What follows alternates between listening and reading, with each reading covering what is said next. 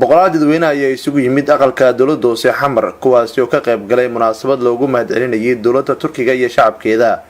doorkii ay ka qaateen dhowrkii sano ee la soo dhaafay samata bixintii iyo garab istaagii Soomaaliya waxaana munaasabada mahadcelinta soo qaban qaabiyay maamulka gobolka Banaadir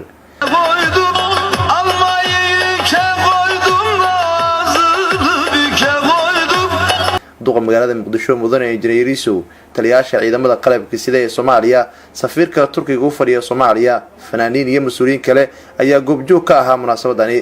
gudoomiyaha ururka haweenka gobolka Banaadir Jawaahir Barqab waxay ka hadashay waxa ay shacabka Soomaaliyeed ka aaminsan yihiin Turkiga dawladda Turkiga oo ah wadan wax badan ka bedelay maalmihii mugdiga maalmihii murugada maalmihii macluusha maalmihii caalamku naga jeestay ayaan waxaan isleenahay wuxuu noo soo jeediyay indhihii adduunyada waxaan leenahay walaalka kaliya ee aan ku kalsoonahay ee dhabta ah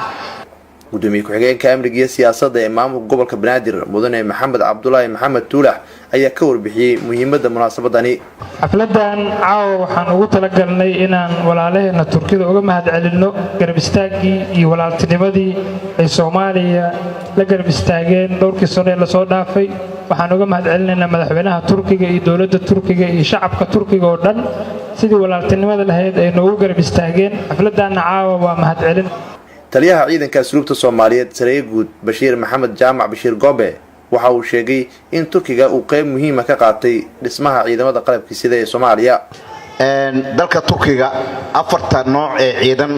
ee Soomaaliya ay leedahay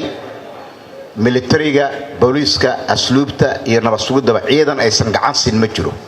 taas waa adag tahay mana jirto dal aan ka helno inuu dhammaan intaas ciidan nooc kala duwan oo dalkeena ay gacan siiyaan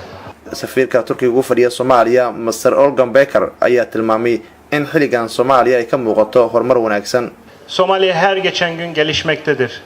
Her geçen gün ileriye doğru gitmektedir. Sorunlar vardır. Sorunlar hep olacaktır. Ama biz bu sorunları adım adım çözeceğiz.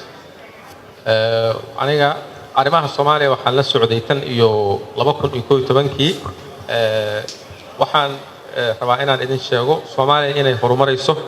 Soomaaliya inay kacday oo hore u socotay annagana waxaan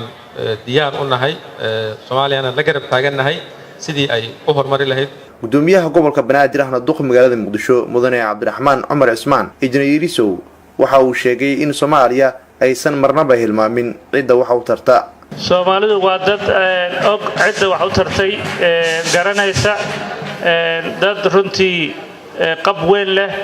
mar walbana ku haminayay in qofkii walaalka dhabta ah inuu yahay qofka la arki doono marka baahida dhabta jirto marka cidii markaas soo gurmatayna waxay noqotay dadka walaalaha aan Turkinahay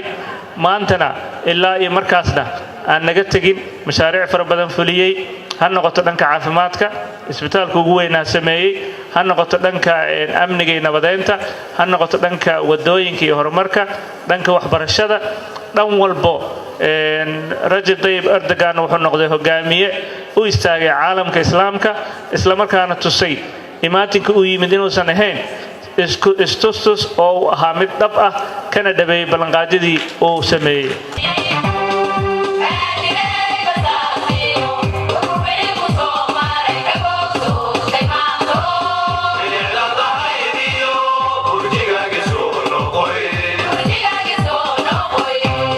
Nuur Saciid Taaliil